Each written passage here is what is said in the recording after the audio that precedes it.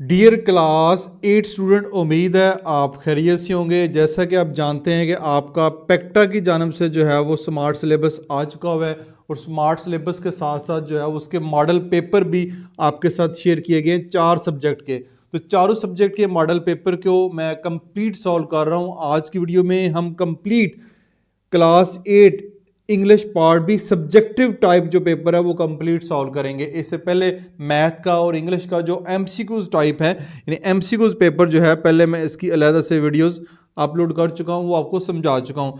तो आज की वीडियो में कंप्लीट जो है हम इस पेपर को सॉल्व करेंगे पूरे का पूरा। चाहे वीडियो जितनी भी लंबी हो जाए, आपने इस वीडियो को पूरा देखना है ताकि आपका जो इंग्लिश का पेपर है उसको आप समझ सके, क्योंकि आपके पहली दफ़ा जो है वो बोर्ड के एग्जाम पेक्टा ले रहा है। तो पेक्टा के आपको देख रहे होंगे कि स्टाइल थोड़ा डिफरेंट नज़र आ रहा होगा। ये कंप्लीट इंस्ट्रक्शन है जो आपने समझनी है, उसके मुताबिक पेपर सॉल्व करना है, तब जाके आपका पेपर जो है वो अच्छे तरीके से सॉल्व होगा और आपकी अच्छी पोजीशन आएंगी। ठीक हो गया जी। पार्ट ए हमारे पास 40 मार्क्स का है, पार्ट बी 60 मार्क्स का, जो कि अभी हम सॉल्व करेंगे। टोटल आपके मार्क्स जो हैं वो 100 हैं। तो मॉडल पेपर है, ये इंस्ट्रक्शन है। स्टूडेंट नेम जो है वो आपने कैपिटल लेटर में लिखना है। जैसे मैं अपना नाम लिखता हूँ मसूद, आपने कैपिटल लेटर में जो भी आपका नाम होगा वो आपने यहाँ पे मेंशन करना है। उसके साथ रोल नंबर होगा। रोल नंबर आपको बोर्ड जारी करेगा, स्कूल का रोल नंबर आपने नहीं लिखना। जो भी रोल नंबर होगा वो आप जो है वो इधर मेंशन कर देंगे, जैसे कि मैंने मेंशन कर दिया है। उसके बाद सिग्नेचर बाय डिप्टी सुपरिटेंडेंट, ये इससे आपका कोई ताल्लुक नहीं है। बाकी फॉर ऑफिशियल यूज़ ओनली है, यहाँ पे भी आपने कुछ नहीं लिखना। ये आपके मार्क्स जो कि पेपर आपका चेक होगा वो यहाँ पे आपके मार्क्स वगैरह लिखे जाएंगे, यहाँ पे कुछ भी नहीं लिखना आपने। उसके बाद इंस्ट्रक्शन को रीड कर लेते हैं। Read all the question carefully and answer correctly. जितने भी क्वेश्चन हैं उनको अच्छे तरीके से समझना और उनके आंसर प्रॉपरली करने हैं। एक क्वेश्चन में कंसिस्ट ऑफ वन और मोर पार्ट्स, एक क्वेश्चन में एक से ज़्यादा पार्ट्स भी हो सकते हैं। Attempt the question as direction are given, आपने वैसे ही क्वेश्चन सॉल्व करना है जैसे आपको डायरेक्शन दी गई हैं। उसके अलावा यूज़ ब्लैक और ब्लू, ब्लैक और ब्लू इंक यूज़ करनी है आपने, यानी मैं तो ये रेड कलर आपको नज़र आ रहा होगा, आपने ब्लैक या ब्लू इंक यूज़ करनी है, इसके अलावा कोई इंक यूज़ नहीं करनी। Writing the answer, the use of lead pencil is not allowed, यानी लेड पेंसिल का आपने इस्तेमाल जो है वो बिल्कुल नहीं करना। तो ये आपका जो पार्ट बी है, ठीक है। पार्ट ए आपके एमसीक्यूज थे, अब आपका ये वाला जो पार्ट है वो पार्ट बी है। इसके बाद पार्ट नंबर बी सोल्यूशन की जानब चलते हैं। मार्क्स 30 है आपके इसके, ये जो पार्ट बी है इसका मार्क्स 30, ठीक है। शॉर्ट रिस्पॉन्स क्वेश्चन, ठीक है। यहाँ पे आपके जिस तरह छोटे क्वेश्चन होते हैं, शॉर्ट क्वेश्चन को आपको आंसर करने होंगे और उसका टाइम जो है वो 45 मिनट्स है। तो आपको साथ पेपर भी यहाँ पे नज़र आ रहा है और एक साइड पे आपको इसके सोल्यूशन भी नज़र आ रहा है। तो साथ साथ पेपर को भी समझेंगे, उसके मुताबिक जो सोल्यूशन होगा उसको भी देखेंगे। तो क्वेश्चन नंबर 41 है, read the paragraph carefully and answer the question. आपने इस पैराग्राफ को नीचे जो आपको स्क्रीन के ऊपर नज़र आ रहा है, साथ डायग्राम भी, उसको भी गौर से देखना है। यूज़ करेक्ट ग्रामर, यानी ग्रामर का आपने ठीक इस्तेमाल करना है। पंक्चुएशन जो है वो अच्छे तरीके से लगाने हैं, स्पेलिंग को देखना है, तब आपको जो है मार्क्स 16 मार्क्स मिलेंगे आपको इसके, ठीक है। 16 मार्क्स का ये क्वेश्चन है। तो आपने सबसे पहले पैराग्राफ को रीड करना है। पैराग्राफ को रीड करने के बाद साथ आपको ये आंसर आपको नज़र आ रहे हैं, मैं आंसर भी आपको साथ साथ फिर आपको बताऊंगा। तो सबसे पहले मेरे साथ पैराग्राफ रीड करें। इन अ जंगल on a big oak tree, ये एक बिग ऑक ट्री आपको स्क्रीन के ऊपर नजर आ रही है। Lived a flock of geese and wise old gander. One day the gander saw a tiny vine at the bottom of the tree, यानी कि टीनी वाइन, ये जो छोटी छोटी दरख्तों के ऊपर जो इस तरह पौधे छोटे छोटे टहनियाँ चढ़ जाती है ना, ये एक जो है छोटी छोटी टीनी टहनियाँ जो है वो नज़र आई ओल्ड गैंडर को, ठीक है, उसको ये नज़र आई, ठीक है। इस तरह ऊपर झाड़ियाँ, इसको झाड़ियाँ कह सकते हैं, दरख्त के ऊपर चढ़ रही थी। इट लुक्ड प्रिटी, यानी ये अच्छी लग रही थी। But the gander was not happy to see it, ये देखने में खूबसूरत लग रही थी कि जो गैंडर था, लेकिन वो इसको देख के खुश जो है वो बिल्कुल नहीं हो रहा था। He feared that the vine would grow and soon reach the top of the tree, उसको ये था कि ये आहिस्ता आहिस्ता बड़ी होंगी, बड़ी होने के बाद जो दरख्त का जो टॉप है उसके ऊपर चली जाएंगी। Then it could help a person climb up, तब ये बंदे को, किसी भी बंदे को ये हेल्प करेंगी, वो ऊपर चढ़ जाएगा। एंड ले ट्रैप फॉर देम, और फिर एक जो ट्रैप है इन गीज के लिए जो है वो बना देगा, ट्रैप से बना देगा, ऐसी कोई चीज़ वहाँ पे बना देगा जिससे इन गीज को जो है वो कैप्चर किया जा सकता है, इनको पकड़ा जा सकता है। He want the geese to cut it while it was small, उसने गीज को वार्न किया, उसको बताया कि इसको जैसी ये झाड़ियाँ छोटी हैं इनको काट दो, अभी से काट दो, ये बड़ी हो ही ना। The geese did not here his voice and forgot it, जो गीज थी उसने इसकी जो वॉइस है, इसकी जो नसीहत है उसको ना सुना और इसको ऊपर तक जाने दिया। One day while the geese had gone out for food, एक दिन गीज जो है वो खाने के लिए बाहर गई हुई थी, ठीक है। A hunter came and laid a trap for them, एक शिकारी आया, हंटर से मुराद एक शिकारी आया, उसने इसके लिए जो है वो ट्रैप बना दिया पकड़ने के लिए। On returning the geese were caught, जैसे वो गीज वापस आई वो जो है वो पकड़ी गई। There tearfully the geese apologize to the wise old gander and asked him to help, फिर आखिर पे जो है वो उसने आंसू बहते हुए, टीयरफुली आंसू बहते हुए अपोलोजाइज किया, माजरत की गैंडर के साथ और उसको कहा कि मेरी मदद करे। The kind Gander for give them, the kind से मुराद है रहम दिल जो गैंडर था, उसने इसको माफ़ कर दिया। He told them to lie still and pretended, he told them to lie still and pretended to be dead when the hunter came into the morning, उसने कहा था कि जब शिकारी जो है वो सुबह के वक्त आएगा तो आपने तुमने इस तरह जाहिर करना है, प्रिटेंड जो होता है इस तरह जाहिर करना है कि तुम मर चुकी हो। ही कंसिडर्ड देम डेड, वो इसको समझेगा ये मर चुकी है। Geese and freed them from the trap, फिर वो उसको ट्रैप से आज़ाद कर देगा, छोड़ देगा। They could then they could all fly away, तब वो उड़ सकती हैं। For now on the geese always followed his advice, तब से हर किस्म की उसकी एडवाइस है उस पर अमल कर रही है। फिर आपको ये नीचे जो है वो क्वेश्चन नज़र आ रहे हैं, क्वेश्चन के सेट्स हैं। Attempt any 3 question from the following sentence, आपको यहाँ पे 4 क्वेश्चन दिए गए, 4 में से कोई से 3 करने हैं, हर क्वेश्चन के 2 मार्क्स हैं, तो 3 multiply by 2 is equal to 6 marks इस तरह हो जाएंगे। 4 दिए गए हैं, 2 करने हैं, आप 3 करने हैं। फिर सेट 2 है, attempt any 2 from the following question, फिर यहाँ पे 2 करने हैं, 6 मार्क्स हैं, तो हर क्वेश्चन के जो है वो 3 मार्क्स होंगे, 2 करने हैं, 3 2 6 यहाँ से भी हो जाएंगे, ठीक है। Attempt 1 from the following question, यहाँ पे आपने एक क्वेश्चन करना है, यहाँ पे 2 दिए गए हैं, तो एक करने, एक के 4 मार्क्स हैं, 6 इसके हैं, 6 इसके हैं और 4 ये आपके टोटल जो है वो 16 मार्क्स का क्वेश्चन बनता है। ये इसकी नीचे दी गई है, इस जगह में आपने सॉल्व करने हैं, लेकिन मैंने अलहदा से सॉल्व किए हुए हैं और मैंने सारे किए हुए हैं, मैंने ये नहीं किया कि आपको स्किप कर दूं, मैंने सारे क्वेश्चन जो है वो यहाँ पे सॉल्व किए हुए हैं। तो आ जाते हैं सेट 1 है, अटेम्प्ट एनी 3 क्वेश्चन, 6 मार्क्स हैं। पहला है where did the flock of geese and the wise old gander live, वो कहाँ पे रहते थे, इसका ये आंसर है। The flock of geese and the wise old gander lived in a jungle on a big oak tree, यानी यहीं से मैंने जो है वो लिखा है, ठीक है। यहाँ से देखिए मैंने इसको स्टेटमेंट की शक्ल में लिख दिया है। Number 2, what did the gander see at the bottom of the oak tree, उसने bottom of the oak tree क्या देखा। The gander saw a tiny vine झाड़ी at the bottom of the oak tree, ठीक हो गया, उसने झाड़ी एक देखी थी, बॉटम बिल्कुल नीचे ज़मीन के दरख्त के साथ एक झाड़ी देखी थी। Who laid a trap for the geese, geese के लिए किसने ट्रैप जो है वो बनाया था।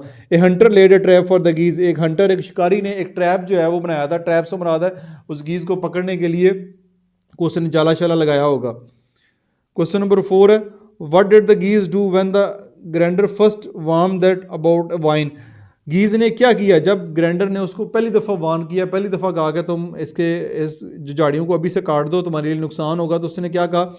The geese did not heed the gander advice, यानी उसकी जो गैंडर की एडवाइस है उसको ना सुना, and forgot about the wine, और झाड़ी जो है उसके बारे में भूल गई। तो ये 4 क्वेश्चन थे, चारों के चारों मैंने आपके करवा दिए, आप इसमें से 3 करेंगे जो आपको लगते हैं, टाइम हो जगह हो तो चारों भी कर सकते हैं। नेक्स्ट है सेट नंबर 2 है, अटेम्प्ट एनी 2, 6 मार्क्स है। How did the geese get caught on the trap, trap में वो कैसे फंसी, ठीक है, वो आपने लिखना है। The geese got caught in the trap because the vine had grown, यानी वो झाड़ियाँ बड़ी होंगी थी, and the top of the tree चली गई थी, allowing the hunter to climb up, जिसकी वजह से हंटर जो है वो शिकारी ऊपर चढ़ सकता था दरख्त के, एंड सेट द ट्रैप, और उसकी ट्रैप बना सकता था। While the गीज wear out searching for food, जब गीज जो है वो बाहर खाना पीना तलाश करने के लिए गई हुई थी, तब उसने जो है ये काम जो है वो किया, ठीक है। Number 2, what plan did the gander suggest to save the geese from the hunter, hunter से बचाने के लिए गैंडर ने गीज को कौन सा प्लान जो है वो फिर दिया। The gander suggested that the geese should lie, यानी शुड लाई, शुड उसको ऐसे लेट जाना चाहिए, स्टिल एंड प्रिटेंडेड, और ऐसे जाहिर करना चाहिए टू बी डेड कि वो मर चुकी है। When the hunter came in the morning, जब हंटर जो है वो सुबह मॉर्निंग टाइम आएगा। नंबर 3 है why did the geese apologize to the gander after they were caught, यानी गीज ने अपोलोजाइज क्यों, माजरत क्यों की, अपोलोजाइज से मुराद है माजरत, ठीक है, सॉरी की गेंडर से जब वो पकड़ी गई। The geese apologize to the gander because they had ignored, यानी उन्होंने इग्नोर कर दिया था उसकी एडवाइस को, and he had let them into danger, जिसकी वजह से उनको खतरे में जाना पड़ा। उसने अगर वो बात मान लेती तो फिर ये नहीं होना था। तो यहाँ पे 3 क्वेश्चन आपने 2 करने हैं, फिर ठीक है। फिर नेक्स्ट जो सेट है उसमें 2 क्वेश्चन है, सेट 3 में 1 करना है आपने, मैंने दोनों किए हुए हैं। How can listening to elder advice help us in our daily lifes, रोज़मर्रा ज़िंदगी में हमें बड़े नसीहत करते हैं, हमारे जो बड़े होते हैं हमें समझाते रहते हैं, तो हमें किस तरह उनकी नसीहत उस पर अमल करके हमें फ़ायदा होता है। Listening to the elder advice can help us avoid mistake, इससे हम गलतियों से बच सकते हैं, स्टे सेफ, ठीक रह सकते हैं, and make better decision in our daily life, और हमारी रोज़मर्रा ज़िंदगी में डिसीजन जो फैसले हैं वो भी ज़्यादा बेहतर होंगे जब हम बड़ों का कहना मानेंगे। नेक्स्ट है हमारे पास, if a dangerous situation grow slowly like the vine, यानी अगर कोई डेंजरस सिचुएशन आहिस्ता आहिस्ता पैदा हो रही हो जैसे वाइन है, what should we do to prevent trouble later, उस मुसीबत से बचने के लिए, यानी आहिस्ता आहिस्ता चीज़ बन रही है उस बड़ी मुसीबत से बचने के लिए हमें क्या करना चाहिए। We should take action immediately, हमें जल्दी से एक्शन लेना चाहिए, even if the danger seem small at first, जाके आपको डेंजर जो है वो ख़तरा छोटा नज़र आ रहा होता है उसी वक्त उसको ठीक कर लेना चाहिए, to prevent bigger problem in the future, future में कोई बड़ी प्रॉब्लम जो है उससे बचने के लिए उसको हमने फ़ौरन ही सॉल्व कर लेना है। तो ये आपका इस तरह क्वेश्चन नंबर जो 41 है वो कंप्लीट सॉल्व हो गया। सारे के सारे क्वेश्चन मैंने आपको समझाए हैं, साथ आपको आंसर भी नज़र आ रहे हैं। अगर वीडियो अगर अच्छी लग रही है तो अभी से एक अच्छा सा लाइक आप कर दें। इसके बाद हमारे पास क्वेश्चन नंबर 42 है। ये क्वेश्चन नंबर 42 आपको नजर आ रहा है, below is a paragraph full of mistake, rewrite the paragraph after correction. 14 number का ये जो है वो क्वेश्चन है, ठीक है, 16 पहले थे और 14 इसके मार्क्स हैं, तो टोटल आप जानते हैं कि 30 मार्क्स का ये हिस्सा है, तो 30 मार्क्स इस तरह यहाँ पे मुकम्मल होंगे। तो आपको ये पैराग्राफ नीचे दिया गया ये वाला, ठीक है, ये पैराग्राफ है, ये फुल ऑफ मिस्टेक है, इसमें काफ़ी सारी मिस्टेक आपको नज़र आ रही होंगी। इन मिस्टेक को आपने ठीक करना है, ठीक करने के बाद जो आपका आंसर होगा वो आप यहाँ पे लिखेंगे, ये जगह होगी यहाँ पे आपने आंसर लिखना है। तो मैंने इसका आंसर अलहदा से लिखा हुआ है, वो मैं आपको दिखाता हूँ। ये है, ये आपको अब नज़र आ रहा होगा, ठीक है, इधर ये पैराग्राफ है, इधर यहाँ पे आपको ये नज़र आ रहा होगा। देखिए, वन मॉर्निंग इन ए क्वाइट विलेज, यहाँ पे सबसे पहले देखें तो विलेज की स्पेलिंग जो है वो ठीक नहीं है। वन मॉर्निंग इन ए क्वाइट विलेज, आगे कामा लगा हुआ है, इधर भी कामा लगा हुआ है। Children gathered near the river to play, ठीक है, यहाँ पे है children gathered near the river to play, the tree beside the water held a tallest, the tree beside the water had tall branches, ठीक है, हैड टॉलेस्ट नहीं tall branches, where bird built nest, जहाँ पे परिंदों ने दरख्त बनाए हुए हैं, branches where bird built nest, the children was laughing and running around happily, the children were laughing and running around happily, ये ठीक है। among them was Amina, among them was Amina, उसके उनमें आमना थी। who shouted, जो के चिल्लाई, ये who shouted ठीक है, ठीक है। आगे लिखा हुआ है me will race everyone to the water, me will race everyone to the water, ये फिक्रा गलत है। आमना then was Amna, them was among them, sorry ये लिखा हुआ among them was Amna who shouted I will race everyone to the water, I will race to the water, she jumped carelessly into the shallow stream, she jumped carelessly यानी बेहतियाती से into the shallow stream, shallow से मुराद है गहरी जो है stream में वो चली गई। her brother, उसका जो भाई है, saw this and shouted loudly, उसने ये देखा और उसने चलाना शुरू कर दिया। be careful, ये आपको यहाँ पे नजर आ रहा होगा, be careful Amina, at the moment their father came quickly to stop them, और उसके बाद उनका जो बाप है वो आया उनको रोकने के लिए। अली, यहाँ पे देखें अली जो है ना वो उसके स्पेलिंग मिस्टेक है, ये अली नहीं ठीक लिखा हुआ है। Ali you must help your sister, he said firmly, उसने यकीन के साथ कहा, यानी पूरे तमादों के यकीन के साथ तुम उसको बचाओ। You must help your sister, अपनी सिस्टर को बचाओ, ठीक है। At that moment their father came quickly to stop them Ali you must help your sister he said firmly.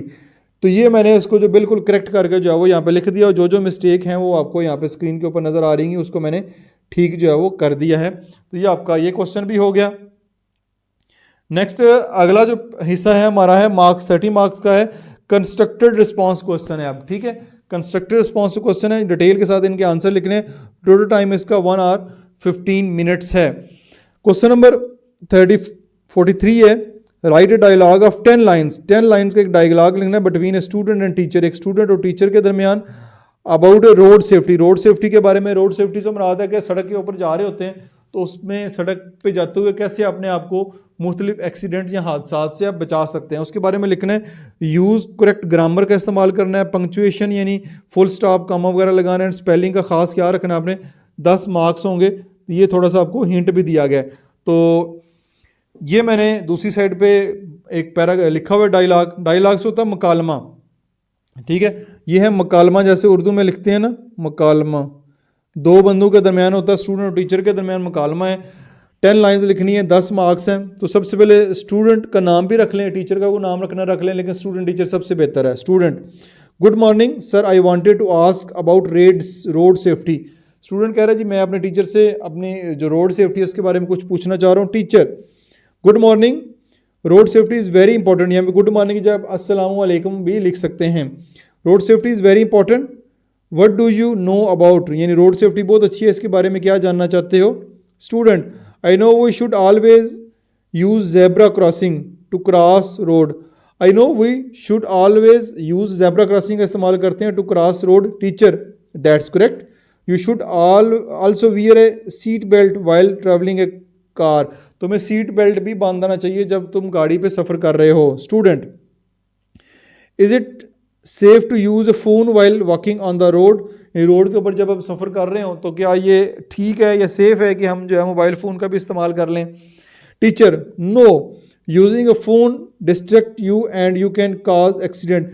Phone का इस्तेमाल करते हुए तुम्हारी जो डिस्ट्रैक्शन हो जाएगी, तुम्हारी जो है अब किसी और तवज्जो तुम्हारी हो जाएगी, तुम रोड की तरफ नहीं देखोगे और एक्सीडेंट हो सकता है।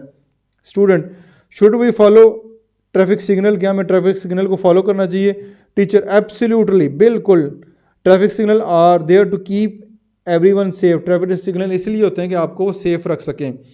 Teacher, always wear a helmet, it protect your head in case of any accident. हमेशा जो है वो हेलमेट का इस्तेमाल करो ताकि तुम्हें किसी किस्म का एक्सीडेंट हो बाइक चलाते हुए, तुम्हारे एक्सीडेंट से बच सको। Student, thank you sir, I will follow these rule to stay safe. मैं इन रूल को फॉलो करूँगा ताकि मैं किसी भी किस्म के एक्सीडेंट से बच सकूँ। तो ये 10 लाइन का जो है वो स्टूडेंट और टीचर के दरमियान डायलॉग है। आपको किसी भी दो दोस्तों के दरमियान आ सकता है, फादर और उसके बेटे के दरमियान आ सकता है, टीचर और स्टूडेंट के दरमियान आ सकता है। तो इस तरह का मुकालमा आप लिखेंगे, जो भी टॉपिक दिया जाएगा उसी टॉपिक के मुताबिक आपने इसको है लिख। नेक्स्ट अगर देखें तो और जो है और से मुराद है, या ये डायलॉग कर लें या आप ये कर लें, read the paragraph given below, summarize 1/3 of the given paragraph. Marks 10 है। अब आपको एक पैराग्राफ दिया गया है, इस पैराग्राफ को आपने समराइज करना है। समराइज से मुराद समरी होता है, 1/3 करना है। 1/3 से मुराद होता है कि अगर इसके 100 वर्ड्स हैं तो 1/3 इसका बनेगा 33 वर्ड्स, यानी 33 वर्ड्स इसको 1/3 हो जाएगा। समराइज करना है। 33 से 32 35 तक हो सकते हैं, ये नहीं कि 33 है तो 40 कर दें, 45 कर दें या 25 कर दें। तो 30 से 35 के दरमियान जो है वो आपने 30 से 35 तक आप ये वर्ड्स लिख सकते हैं। Use summary most, your summary must describe all the key ideas for the paragraph, यानी पैराग्राफ के अंदर जो की आइडियाज़ हैं ना वो ज़रूर बयान करना है। ये नहीं कि आपने शुरू वाला जो है वो 3 लाइनें जो है वो आप लिख दें और आपके आपका काम मुकम्मल हो गया। पैराग्राफ पूरे ही होना चाहिए, लेकिन उसमें जो की पॉइंट्स हैं उनको आपने लाजमी लिखना है। उसके बाद डू नॉट इंक्लूड ओपिनियन और personal information in the summary. इस समरी के अंदर आपने पर्सनल ओपिनियन नहीं देनी, यानी एक बात हो रही है और अपना उसमें कोई जो है वो बात बताना शुरू कर दें, वो काम नहीं करना। जो पैराग्राफ के अंदर मौजूद है उसी को लिखना है, उसकी हट के आपने खुद से कुछ भी नहीं लिखना है। ठीक है, तो ये आपका पैराग्राफ है, इसको जो है वो रीड करते हैं। अब्दुल सत्तार ईदी is one of the Pakistani greatest personality known for his tireless work in the welfare of human being. He was born in 1928 in Gujarat, India and died in 216 Karachi, Pakistan. ये अब्दुल सत्तार एदी के बारे में अच्छे तरीके से जानते हैं, उनके बारे में पैराग्राफ है.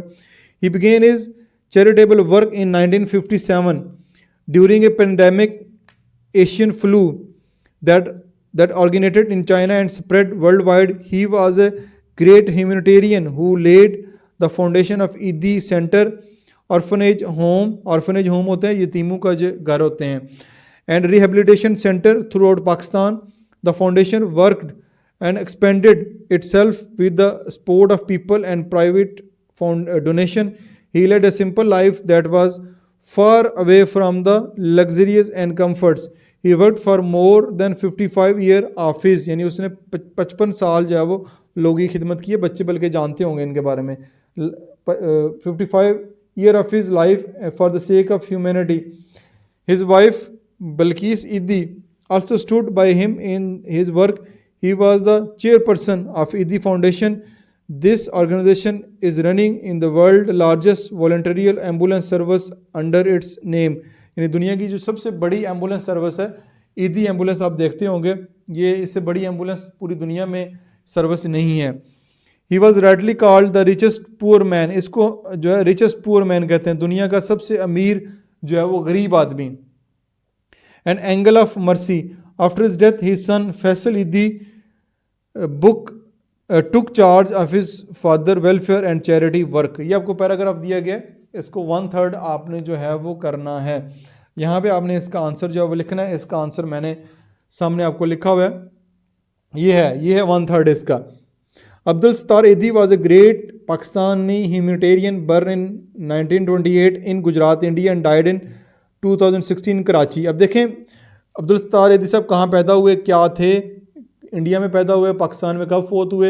एक जो है वो सेंटेंस में मैंने मुकम्मल कर दिया है. यहाँ पे देखें तो यहाँ पे उन्होंने जो है ये आपको 3 फ़िक्रे दिए गए हैं, 3 लाइनें दिए गई हैं. मैंने उसको 1.5 लाइन में जो है वो मुकम्मल कर दिया है. और ये लाइनें थोड़ी फ़ॉन्ट बड़ा है, अगर इसको फ़ॉन्ट इसके मुताबिक करूँ तो ये तकरीबन 1 लाइन और 1.25 लाइन के बराबर हो जाएगा. He began his charitable work in 1957 during the Asian flu pandemic. He founded Idi Center, orphanage and rehabilitation center throughout Pakistan, supported by donation and volunteers. He led a simple life and worked for 55 years for the welfare of humanity.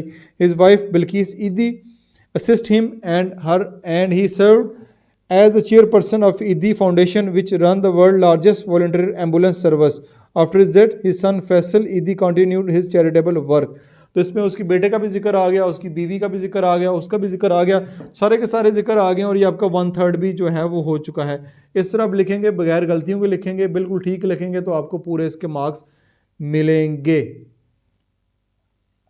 अच्छा जी, आपने 43 में से यहाँ dialogue लिखना है या आपने summary को पैराग्राफ को समराइज करना है, दोनों में से एक करने. मैंने आपको दोनों करवा दिए हैं.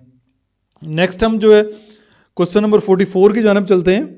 You are living in hostel. तुम एक हॉस्टल में रहते हो, यानी आपको बता रहा है कि आप एक हॉस्टल में रहते हो. Write a letter to your father. अपने फादर को लेटर लिखना है. And inform him about your preparation for the upcoming examination. आपके एग्जाम होने जा रहे हैं, अपकमिंग जो होने जा रहे हैं उसके बारे में उनको इन्फॉर्म करना है. यूज़ करेक्ट ग्रामर, ग्रामर का सही इस्तेमाल हो, पंक्चुएशन का और स्पेलिंग का. ठीक है, तो अपने बाप को, अपने फादर को एक ख़त लिखना है जिसमें आपके आने वाले होने वाले वक्त में जो एग्ज़ाम होने जा रहे हैं उसके बारे में बताना है. तो सब कुछ ग्रामर, पंक्चुएशन और स्पेलिंग को आपने देखना है. यहाँ आप जो है ये लिख सकते हैं, your best friend has move to another city. आपका बेहतरीन दोस्त एक दूसरे शहर चला गया. Write a letter to him, her यानी हिम या लड़का है, या अगर आप लड़की हैं और अपनी सहेली को लिख रही हैं तो फिर आप हर लिखेंगी. एंड आस्क अबाउट हिज और हर वेल बीइंग. उसकी सेहत के बारे में पूछें, वो कैसी है. Use correct grammar, punctuation and spelling, यानी वेल बीइंग में आ जाता है सब कुछ. उसके बारे में पूछेंगे, नए शहर में दिल लग गया, कोई मसला तो नहीं है, सब कुछ आपने थोड़ा बहुत पूछना है. तो वही ग्रामर और पंक्चुएशन और स्पेलिंग का ख्याल रखना है. आपने दोनों में से एक करना है, मैं दोनों आपको करवाऊंगा ताकि जो भी करना चाहिए आपकी मर्जी है. ये लिखा हुआ है पहला. तो सबसे पहले examination hall, room number 12, green hostel Lahore. ठीक है, तो एग्जामिनेशन हॉल आपने लिखना है सिटी, आप ABC लिख लें, मैंने यहाँ पे लाहौर लिख दिया तो सिटी ABC लिख लें. ग्रीन नंबर 2 जो है रूम नंबर 12 ग्रीन हॉस्टल। ठीक है, तो आप जो भी अपना ड्रेस देना चाहें वो यहाँ पे देख सकते हैं। फेक ड्रेस देना, ओरिजिनल ड्रेस आप नहीं देंगे। डेट कोई भी लिख लें, मैंने 4 जनवरी 2026 आज की डेट लिख दी है, आप जो भी डेट लिखना चाहें लिख सकते हैं। एड्रेस रेंडमली दे सकते हैं। टू माई डियर फादर, ठीक है, आपने अपने बाप को सबसे पहले लिखना है, तो टू माई डियर फादर होगा। सब्जेक्ट आपने सबसे पहले लिखना है, आप जानते होंगे प्रिपरेशन फॉर अपकमिंग एग्जामिनेशन, यानी अपकमिंग जो एग्जामिनेशन है उसकी प्रिपरेशन के बारे में लिख रहे हैं।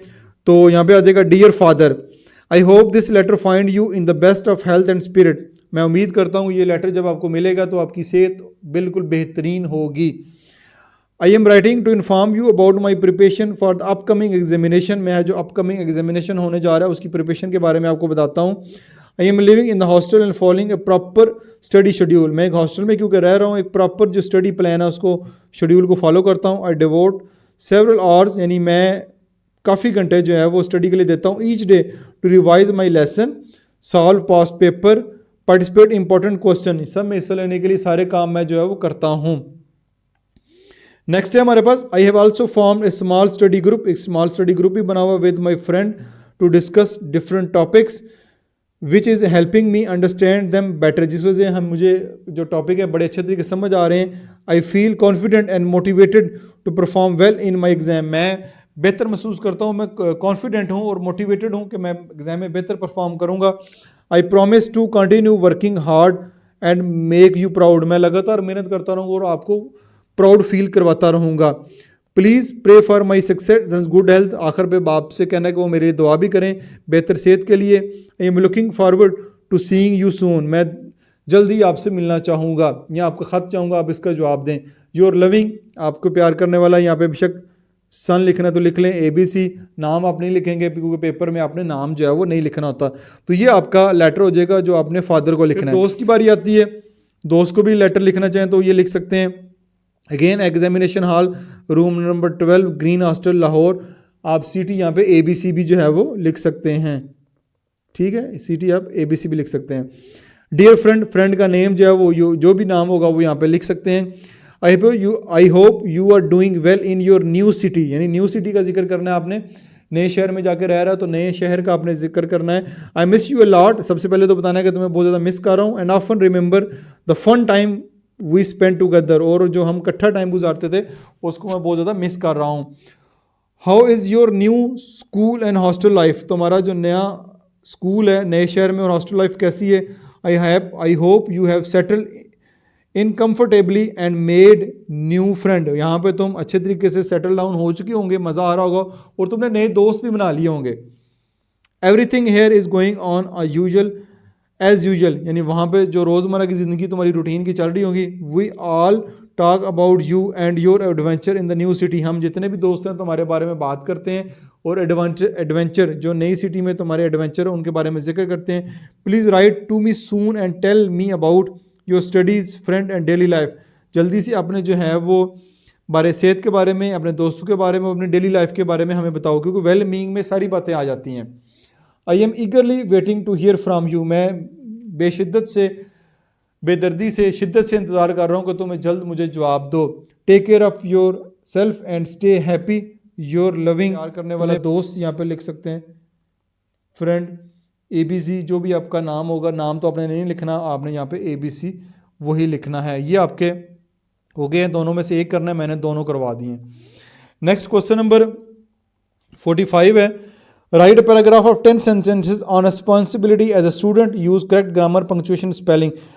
10 सेंटेंस का एक पैराग्राफ लिखना, उसका टॉपिक होगा रिस्पॉन्सिबिलिटी एज ए स्टूडेंट। आपकी एज ए स्टूडेंट क्या रिस्पॉन्सिबिलिटी है। यहाँ राइट अ पैराग्राफ 10 सेंटेंसेस का इंपॉर्टेंस ऑफ डिसिप्लिन, डिसिप्लिन की इंपॉर्टेंस के ऊपर लिखना है।